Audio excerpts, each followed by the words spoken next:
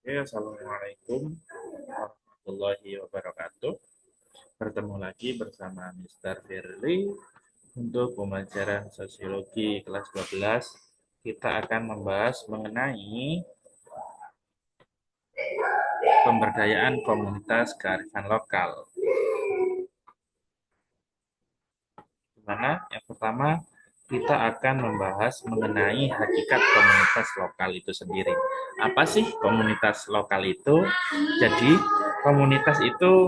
komunitas lokal itu gabungan dari komunitas yang berarti kelompok yang hidup dalam interaksi di daerah tertentu.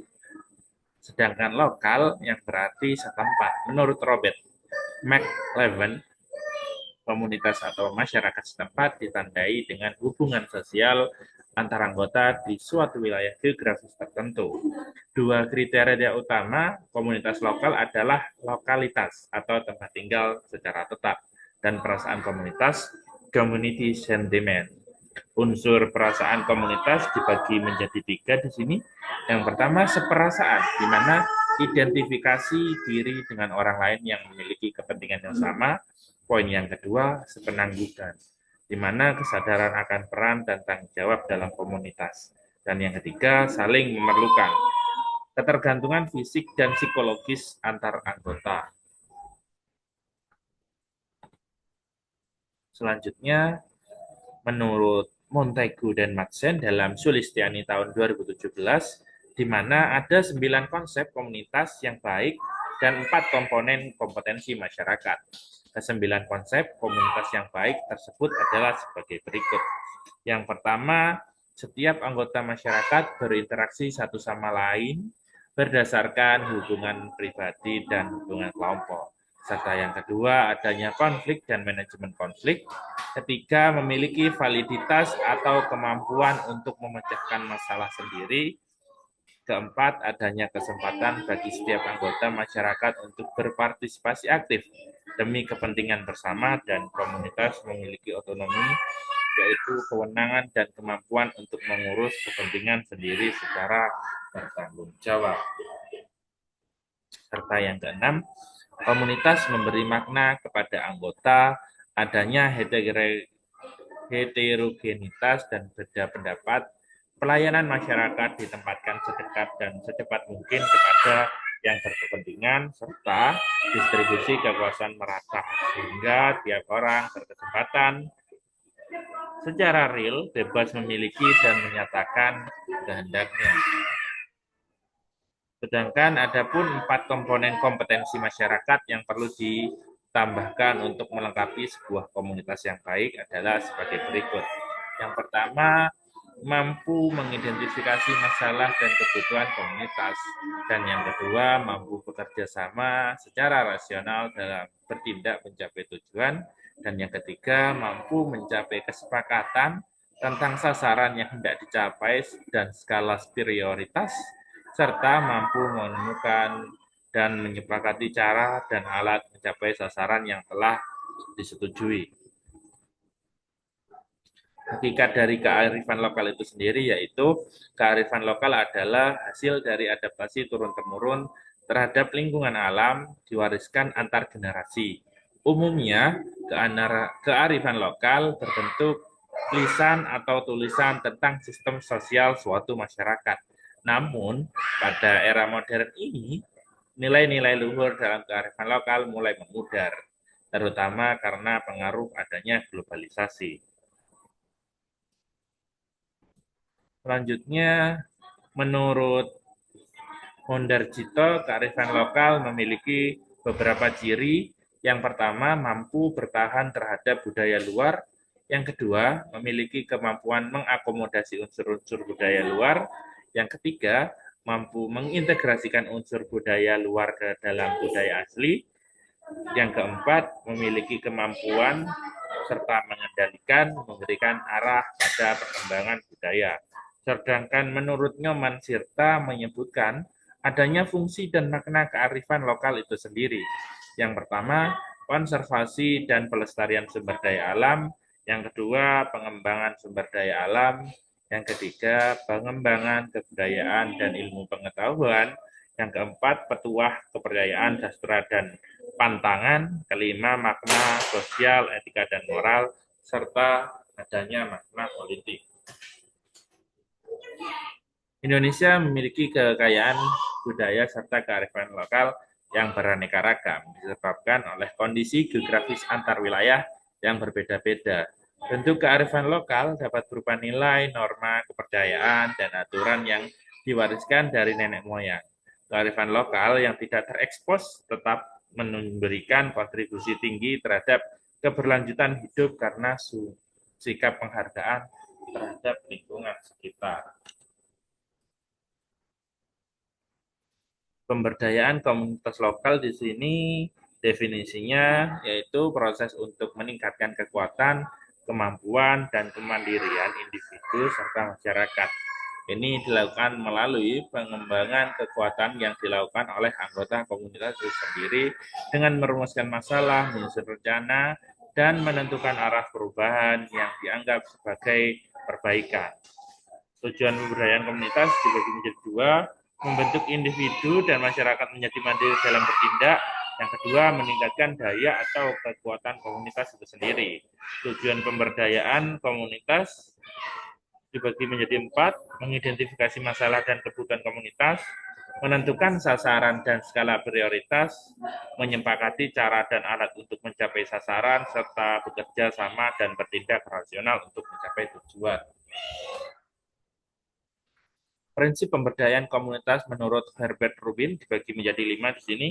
Mencapai break event dalam kegiatan, melibatkan partisipasi masyarakat dalam perencanaan dan pelaksanaan, pelatihan sebagai bagian integral dari pembangunan fisik, memaksimalkan sumber daya pemerintah, swasta, dan lainnya, serta menghubungkan kepentingan pemerintah yang makro dengan kepentingan masyarakat yang mikro.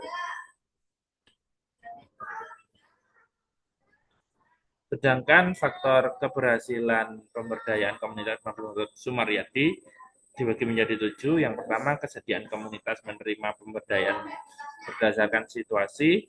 Yang kedua, persepsi bahwa pemberdayaan tidak untuk semua orang. Ketiga, ketergantungan pada hierarki dan kontrol manajemen. Yang keempat, pemimpin komunitas yang tidak mau melepaskan kekuasaan. Yang kelima, batas pemberdayaan terkait siklus kemampuan dan motivasi individu. Kepercayaan pemimpin komunitas dalam mengembangkan pemberdayaan serta pemberdayaan yang tidak kondusif bagi perubahan yang cepat.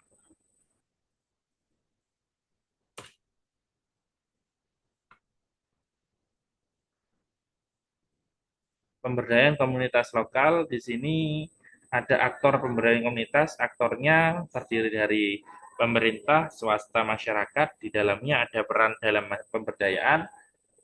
Bentuk output peran bisa dibaca untuk tiap-tiap aktor dan fasilitasinya bisa dibaca untuk tiap-tiap aktor. Seperti itu.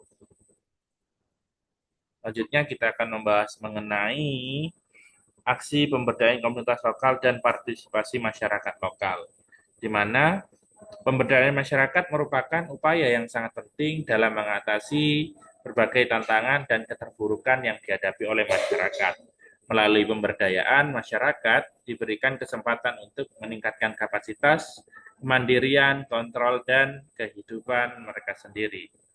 Dibagi menjadi dua, atau dibagi menjadi beberapa di sini, yaitu bidang sosial, bidang seni budaya, bidang ekonomi, bidang pendidikan, serta bidang lingkungan.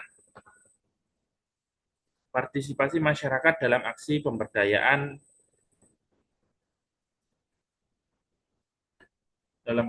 komunitas, di mana partisipasi masyarakat adalah sebuah elemen kunci dalam pemberdayaan yang dilakukan oleh pemerintah. Menurut Didin Rostika, partisipasi muncul ketika individu merasa terhubung dengan komunitas melalui nilai, tradisi, dan tanggung jawab bersama. Sedangkan menurut E.G. Erikson, membagi partisipasi menjadi dua sisi, internal dan eksternal. Muljarto menyatakan bahwa partisipasi penting karena yang pertama fokus utama pembangunan adalah masyarakat, yang kedua partisipasi meningkat harga diri dan martabat, ketiga partisipasi menyediakan umpan balik tentang kebutuhan serta kondisi daerah, yang keempat Partisipasi memperluas penerimaan proyek pembangunan. Yang kelima, partisipasi menciptakan lingkungan kondusif bagi pertumbuhan manusia, mencerminkan hak demokratis individu, serta partisipasi membangun kemampuan masyarakat dalam pengelolaan program pembangunan.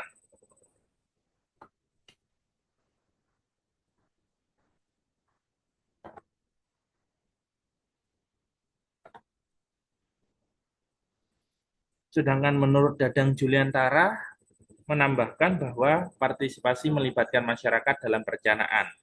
Dibagi menjadi 4, memungkinkan masyarakat mengkoordinasikan diri secara mandiri menjadi sarana ekspresi, aspirasi, dan perjuangan kepentingan rakyat, mengatasi persoalan dalam dinamika pembangunan, serta meningkatkan kepercayaan sosial melalui keterlibatan masyarakat.